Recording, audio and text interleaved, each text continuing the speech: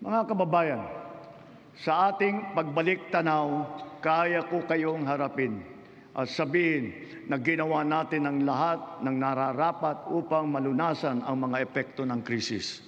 Agarang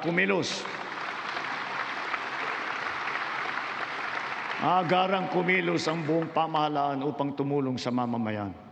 Sa katunayan, tayo pa ay hinahangaan ngayon dahil sa bilis, liksi at pagiging aktibo ng ating pagtugon. Libuang buwan mula sumiklab ang digmaan, ramdam pa rin natin ang bigat ng mga epekto nito sa ating bansa. Hanggang kailangan, asahan ninyo na hindi titigil ang pagsuporta ng pamahalaan. Naglaan tayo ng mahigit 60 bilyong piso para dito hanggang sa katapusan ng taon.